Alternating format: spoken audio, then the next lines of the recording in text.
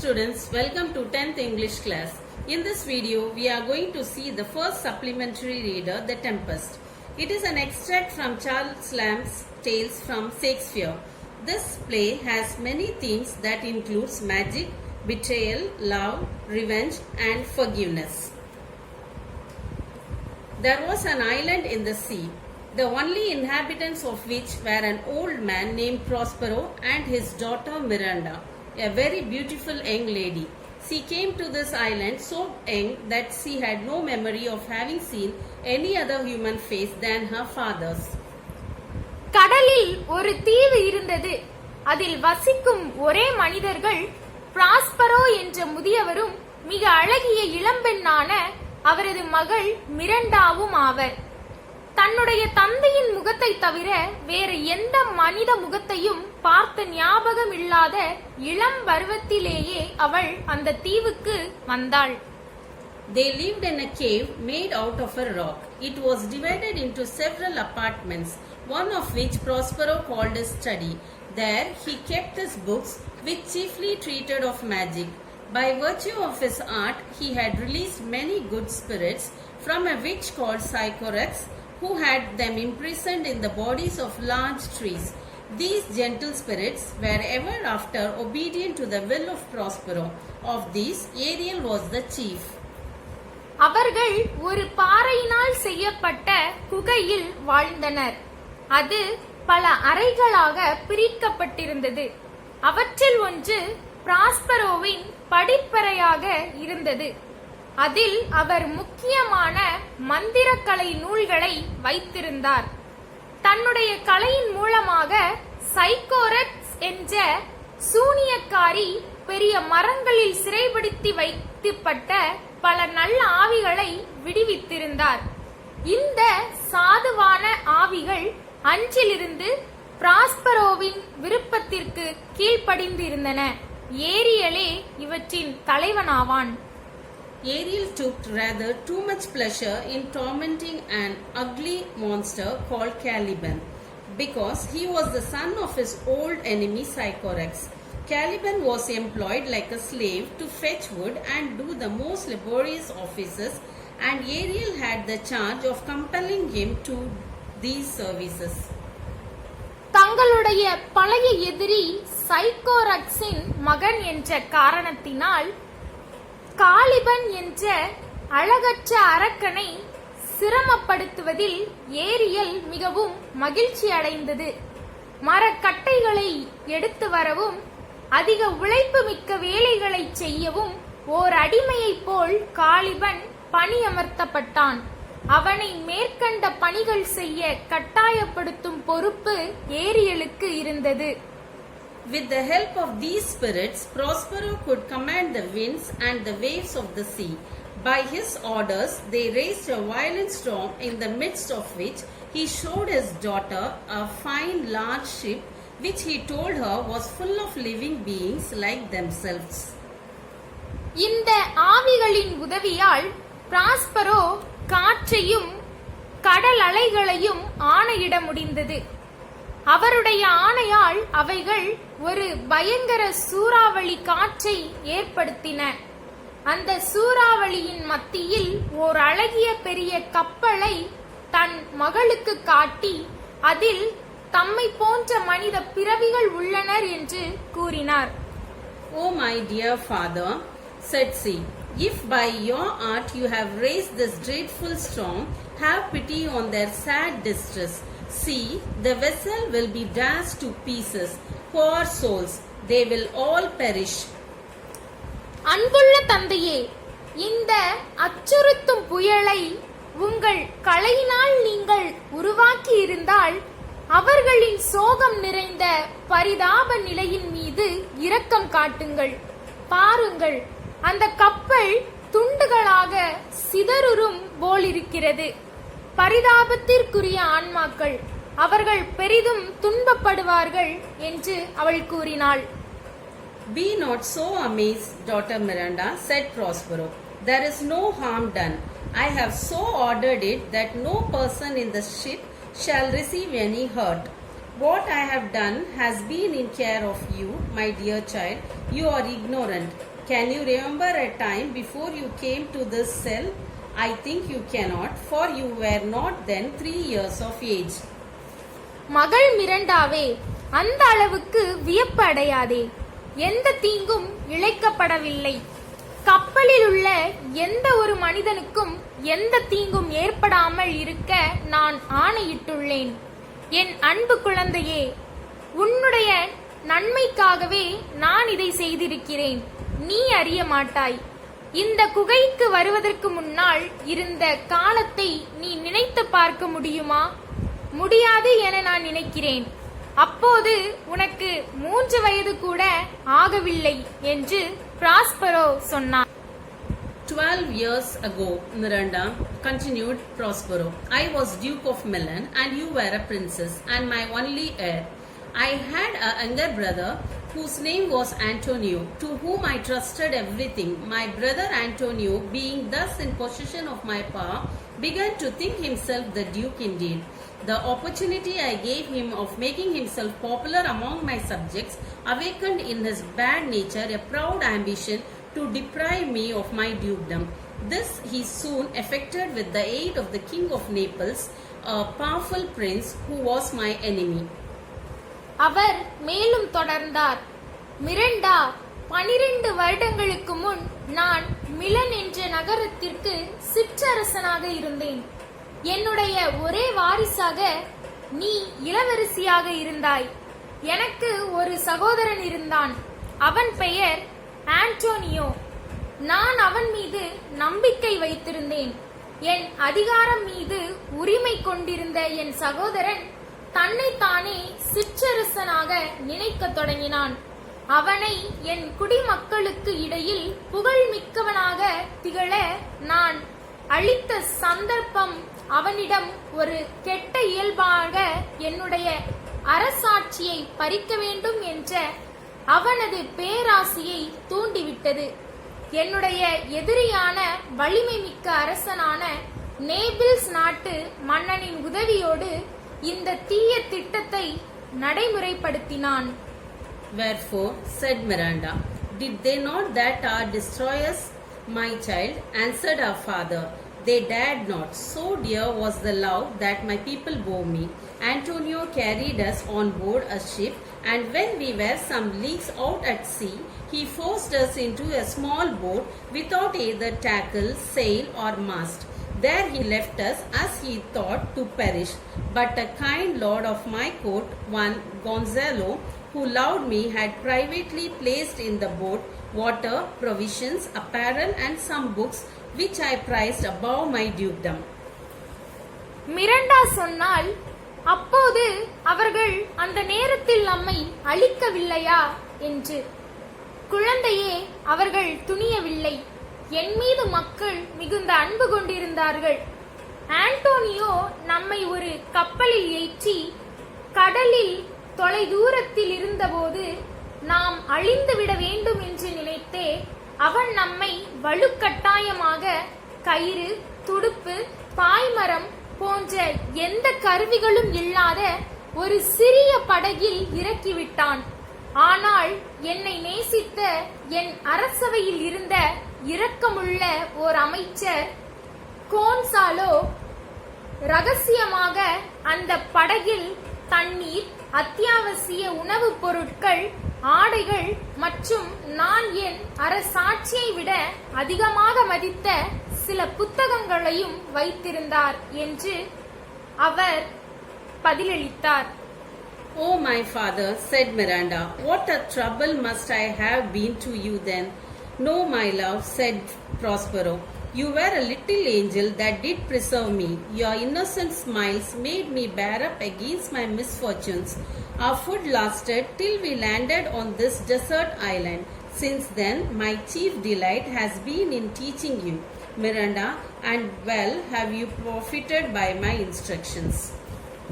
தந்தையே, அந்த நேரத்தில் நான் உங்களுக்கு சிரமமாக இருந்திருப்பேன் என்று மிரண்டா சொன்னாள்.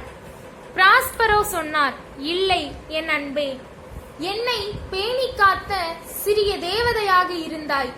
உன்னுடைய களங்கமற்ற புன்னகை என் துரதிர்ஷ்டவசங்களை சகித்துக் கொள்ள செய்தது. நான் இந்த பாலைவன தீவை அடையும் வரை உணவு போதுமானதாக இருந்தது. அதிலிருந்து உனக்கு கல்வி கற்பிப்பதில்தான் என் மனமகிழ்ச்சி இருந்தது. நீயும் நான் போதித்தவற்றை நன்றாக பயன்படுத்திக் கொண்டாய். Heaven, thank you, my dear father, said Miranda. Now tell me, sir, your reason for raising this sea storm? No, then, said her father, that by means of this storm my enemies, the king of Naples, and my cruel brother, are cast ashore upon this island. மிரண்டா சொன்னாள், விண்ணளவு நன்றி என் அன்பு தந்தையே. இப்போது கூறுங்கள், இந்த கடற்புயலை கிளப்ப காரணம் என்ன? அப்படியெனில் தெரிந்துகொள், இந்த கடற்புயலால் என் எதிரிகளான நேபிள்ஸ் நாட்டு அரசனும் என் கொடிய சகோதரனும் இந்த தீவில் கரை சேருவார்கள் என்று அவர் கூறினார். Having so said, Prospero gently touched his daughter with his magic wand, and she fell fast asleep, for the spirit Ariel just then presented himself before his master to give an account of the tempest, and how he had disposed of the ship's company. And though the spirits were always invisible to Miranda, Prospero did not choose she should hear him holding conversation with the empty air. இவ்வாறு சொல்லி Prospero மெதுவாக மந்திர கோலை கொண்டு தன் மகளை தொட்டார். அவள் அயர்ந்து தூங்கிவிட்டாள். அப்பொழுதுதான் ஏரியல் ஆவி தன் எஜமானிடம் கடற்சூழாவளியை பற்றி விளக்கமளிக்க தோன்றினான். கப்பலில் இருந்தவர்களை எவ்வாறு கையாண்டான் என்பதை கூறினான். மிரண்டாவின் கண்களுக்கு ஆவிகள் புலப்படாமல் இருந்த போதிலும் தான் வெறுங்காற்றுடன் உரையாடல் நடத்துவதாக அவள் கருதக்கூடாது என பிராஸ்பரோ நினைத்தார். Well, my brave spirit, said Prospero to Ariel, how have you performed your task? Ariel gave a lively description of the storm and of the terrors of the mariners, and how the king's son Ferdinand was the first who leaped into the sea, and his father thought he saw his dear son swallowed up by the waves and lost. But he is safe, said Ariel, in a corner of the isle, sadly lamenting the loss of the king his father.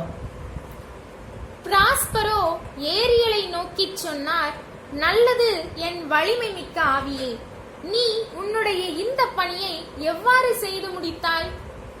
Ariel சூறாவளியை பற்றிய நேரடி வர்ண எண்ணெயை கொடுத்தான். கப்பலோட்டிகளின் அச்சத்தை பற்றியும், மன்னனின் மகன் Ferdinand கடலில் எவ்வாறு முதலில் குதித்தார் என்பதை பற்றியும், அவன் தந்தை தன் அன்பு மகன் கடல் அலைகளால் விழுங்கப்பட்டு தொலைந்து விட்டதாக நினைத்தது பற்றியும் கூறினான். ஆனால் அவனோ தீவின் ஒரு மூலையில் தன்னுடைய தந்தை மன்னன் இறந்து விட்டான் என்று எண்ணி சோகமாக வருந்திக் கொண்டிருக்கிறான் என்று ஏரியல் சொன்னான். That's my delicate Ariel, said Prospero. Bring him here. My daughter must see this young prince.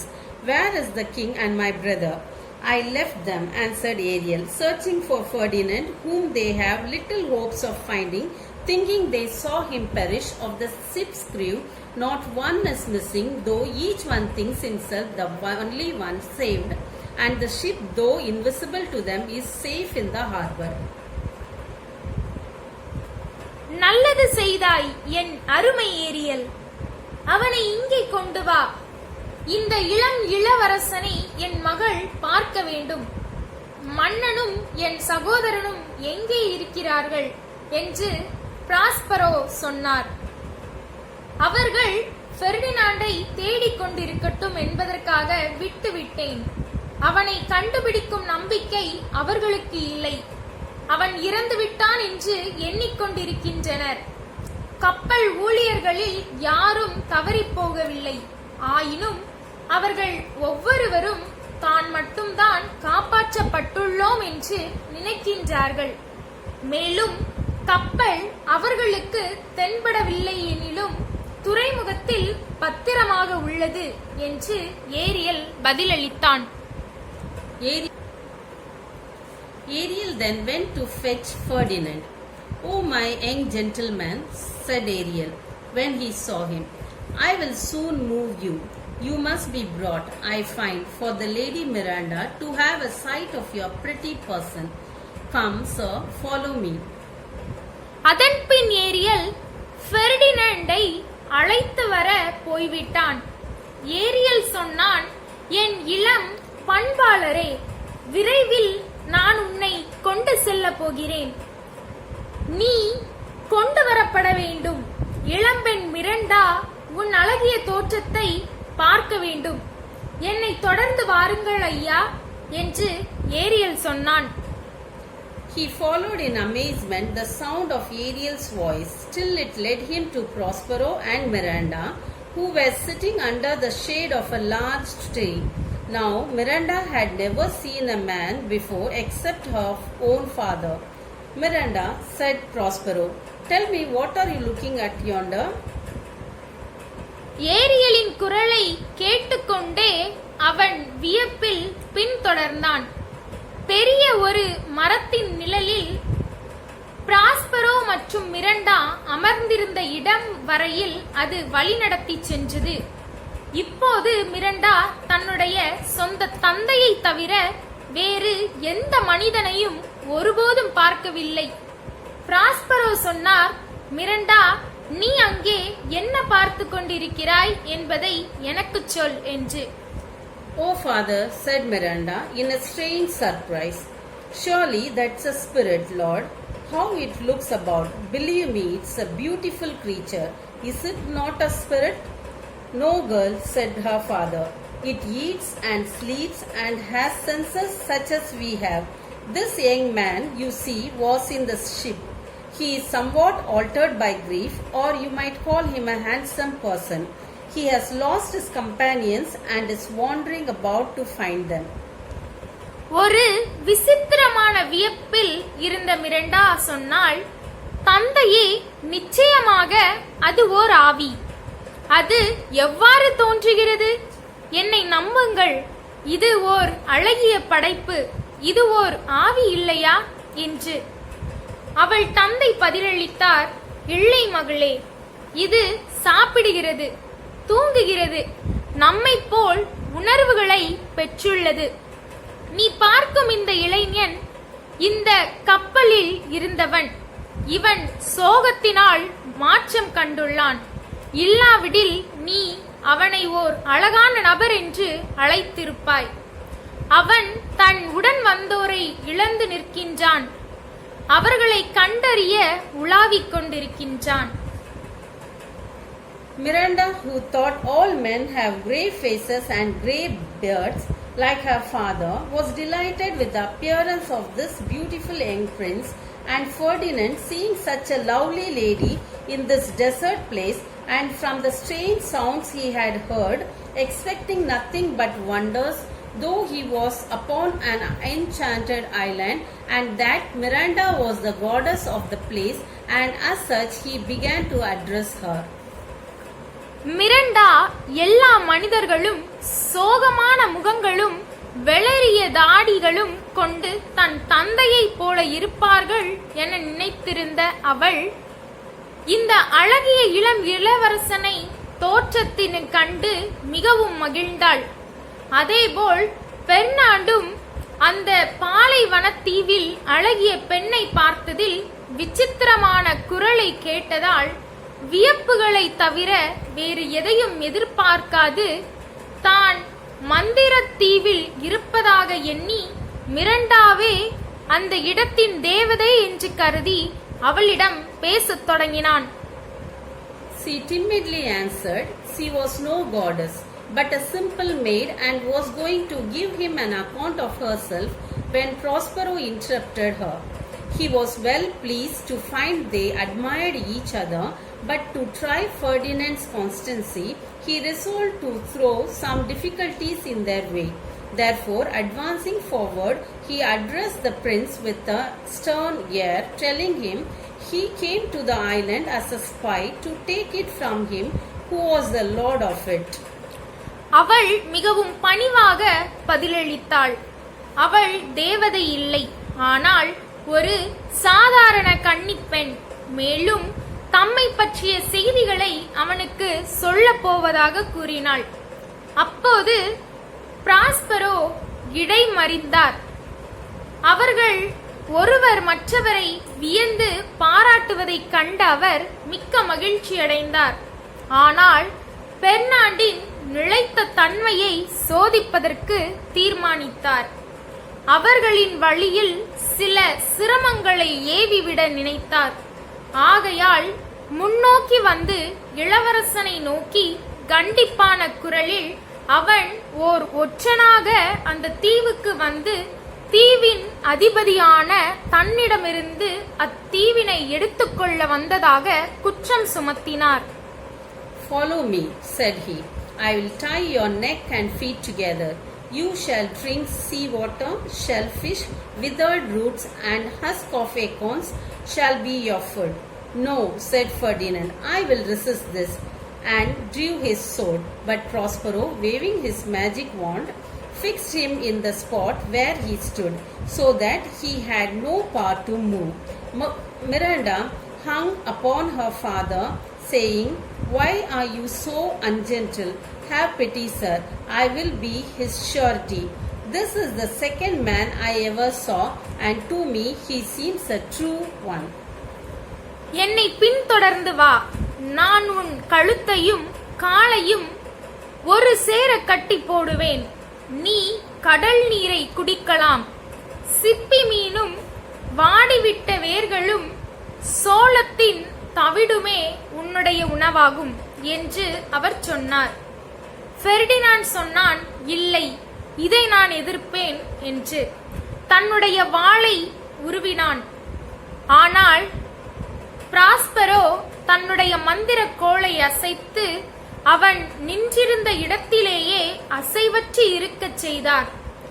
Miranda தன் தந்தையை அணைத்துக் கொண்டு சொன்னாள், நீங்கள் ஏன் இவ்வாறு இரக்கமற்று இருக்கிறீர்கள்? இரக்கம் கொள்ளுங்கள். நான் அவனுக்கு பிணையாவேன். நான் இதுவரையில் பார்த்த இரண்டாவது மனிதன் இவன். எனக்கு இவன் உண்மையுள்ளவனாகத்தான் தோன்றுகிறான். "Silence," said the father. "One word more will make me chid you, girl. What, an advocate for an impostor? You think there are no more such fine men, having seen only him and Caliban?" தந்தை சொன்னார், அமைதி. மேலும் ஒரு வார்த்தை சொன்னால் நான் உன்னை தண்டிக்க வேண்டியிருக்கும்.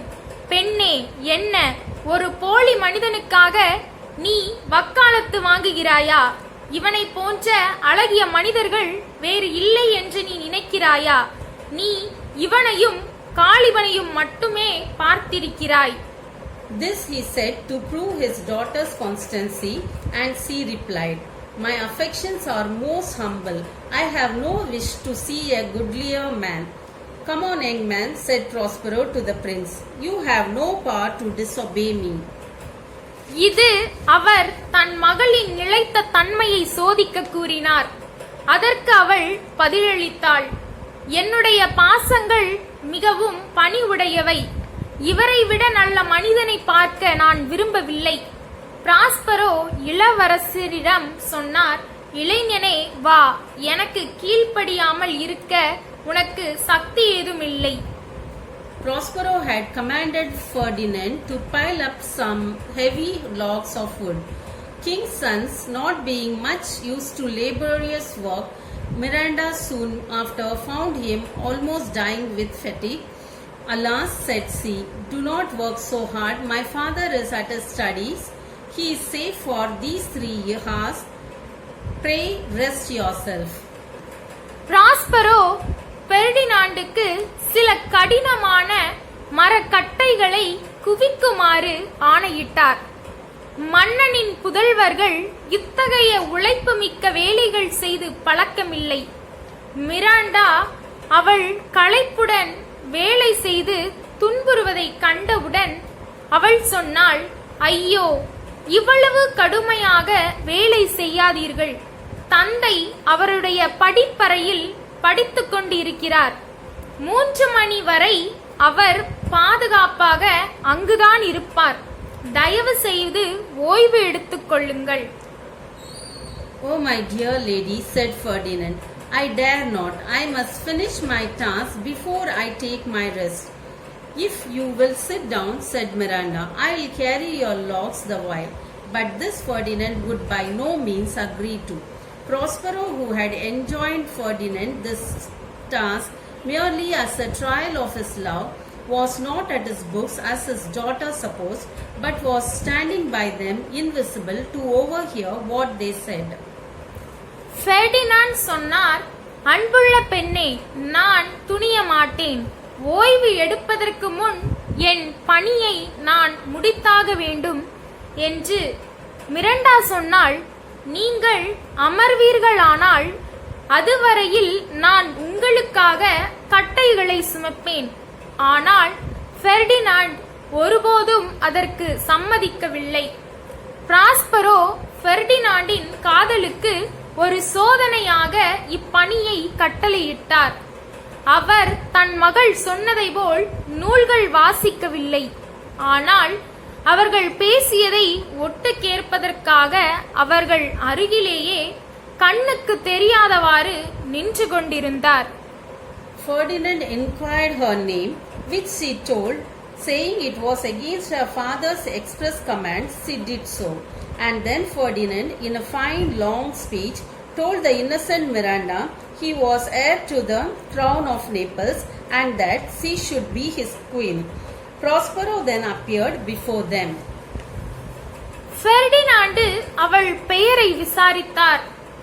அவள் தனது தந்தையின் வெளிப்படையான ஆணையை எதிர்த்து அவ்வாறு செய்ததாக கூறினாள். அதன்பின் ஃபெர்டினாண்ட் கள்ளங்கபடமற்ற மிரண்டாவிடம் அவர் நேபிள்ஸ் நாட்டின் பட்டத்து இளவரசர் எனவும் அவள்தான் தன்னுடைய ராணியாக இருக்க வேண்டும் எனவும் தனது அழகிய நீண்ட பேச்சில் சொன்னார். இதன்பின் பிராஸ்பரோ அவர்களின் முன்னால் தோன்றினார். Fear nothing, my child, said he. I have overheard and approve of all you have said, and Ferdinand, if I have too severely used you, I will make you rich amends by giving you my daughter. All your vexations were but trials of your love, and you have nobly stood the test. Then, as my gift, take my daughter. அவர் சொன்னார், என் குழந்தையே, பயப்படுவதற்கு ஒன்றுமில்லை. நீங்கள் பேசியதை நான் ஒட்டு கேட்டேன். நீங்கள் சொல்வதையெல்லாம் நான் ஏற்றுக்கொள்கிறேன். ஃபெர்டினாண்ட், நான் உன்னை மிகவும் கொடூரமாக பயன்படுத்தினேன். என் மகளை உனக்கு கொடுப்பதனால் நான் உனக்கு சிறப்பான முறையில் பரிசளிக்கிறேன். உன்னுடைய துன்பங்கள் எல்லாம் உன்னுடைய காதலுக்குரிய சோதனைகள். இந்த சோதனைகளுக்கு நீ மிகவும் உயர்ந்த முறையில் நடந்து கொண்டாய். அதனால் என்னுடைய பரிசாக என் மகளை எடுத்துக்கொள். When Prospero left them, he called his spirit Ariel, who quickly appeared before him, eager to relate what he had done with Prospero's brother and the king of Naples. Ariel said he had left them almost out of their senses with fear at the strange things he had caused them to see and hear. Prospero அவர்களை விட்டு சென்று ஆவியான ஏரியலை அழைத்தார். உடனே அவன் பிராஸ்பரோவின் சகோதரர் மற்றும் Naples மன்னர் ஆகியோரை கையாண்டதை பற்றி கூறுவதற்காக ஆவலோடு அவர் முன் தோன்றினார். அவர்கள் அச்சத்துடன் சுய உணர்வற்றவர்களாக விட்டதை பற்றியும் அவர்கள் பார்க்கவும் கேட்கவும் பல விசித்திர செயல்கள் புரிந்தது பற்றியும் ஏரியல் சொன்னான். When fatigued with wandering about and famished for want of food, he had suddenly set before them a delicious banquet, and then, just as they were going to eat, he appeared visible before them in the shape of a harpy, a ferocious monster with wings, and the feast vanished away. Then, to their uttered amazement, this seeming harpy spoke to them, reminding them of their cruelty in driving Prospero from his dukedom and leaving him and his infant daughter to perish in the sea, saying that for this cause these terrors were suffered to inflict them. The king of Naples and Antonio the false brother repented the injustice they had done to Prospero. அலைச்சலின் களைப்பில் உணவின் தேவைக்காக தவித்துக் கொண்டிருக்கும் போது Ariel திடீரென சுவைமிக்க விருந்து ஏற்பாடு செய்து பின் அவர்கள் சாப்பிட போகும் நேரத்தில் அது மிகப்பெரிய ரெக்கைகளை கொண்ட அரக்கியாக மாறி அதிலிருந்த விருந்து மறைந்து விட்டதை பற்றியும் கூறினான். அதன்பின் அவர்கள் மிகுந்த வியப்பில் இருந்தபோது அந்த அரக்கி அவர்களிடம் பேசியது. பிராஸ்பரோவை அரசாட்சியில் இருந்து விரட்டி அடித்தது பற்றியும் அவரும் அவர் மழலை மகளும் கடலில் சிரமப்படுவதற்காக விட்டு சென்றது போன்ற அவர்களின் கொடுமையை நினைவூட்டியது. இந்த காரணத்தினால்தான் அவர்கள் துன்பங்களுக்கு உட்பட்டனர் என்றும் சொன்னது. நேபிள்ஸ் மன்னனும் பொய்யான சகோதரன் ஆண்டோனியும் பிராஸ்போவுக்கு எதிராக இழைத்த அநீதிக்கு பாவ மன்னிப்பு கோரினர். Then bring them here, Ariel, said Prospero. Ariel soon returned with the king Antonio and old Gonzalo. This Gonzalo was the same who had so kindly provided Prospero formerly with books and provisions when his wicked brother left him, as he thought, to perish in an open boat in the sea. அவ்வாறெனில் அவர்களை இங்கே கொண்டு வா Ariel என்று Prospero சொன்னார். Ariel விரைவாக மன்னன் Antonio மற்றும் முதியவர் கவுன்சாலோ ஆகியோருடன் திரும்பி வந்தது.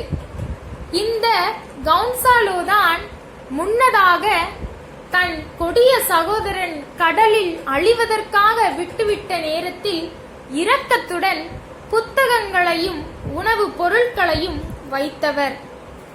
Grief and terror had so stupefied their senses that they did not know Prospero. He first discovered himself to the good old Gonzalo, calling him the preserver of his life, and then his brother and the king knew that he was the injured Prospero.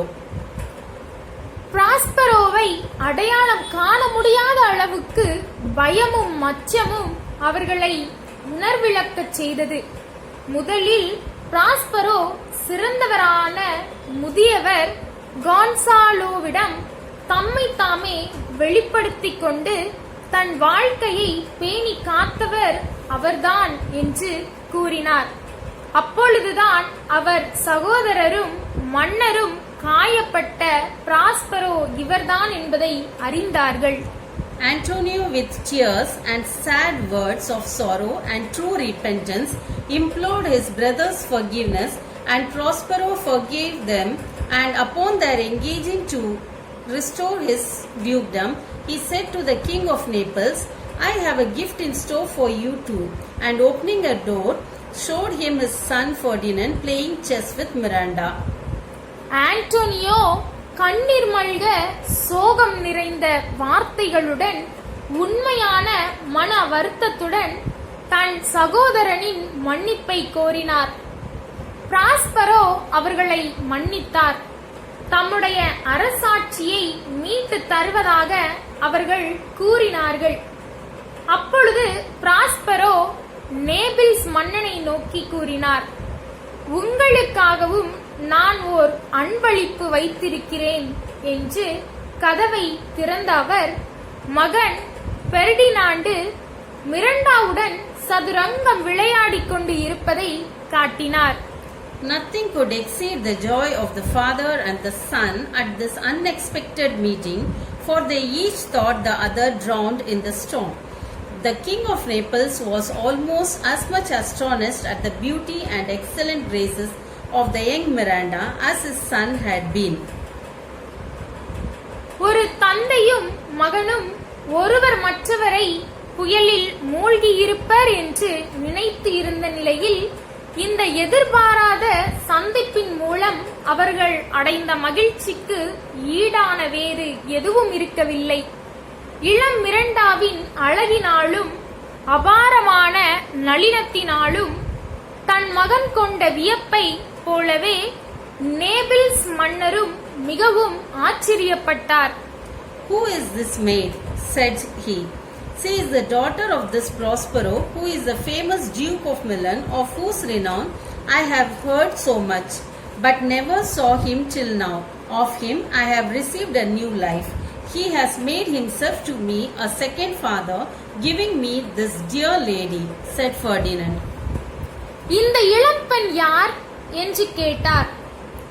மலினின் புகழ்பெற்ற சிற்றரசரான இந்த பிராஸ்பரோவின் மகள்தான் இவள். நான் அவருடைய கீர்த்தியை பற்றி நிறைய கேட்டிருக்கிறேன். இதுவரையில் நான் பார்த்ததில்லை. அவரால் நான் புதிய வாழ்க்கை பெற்றுள்ளேன்.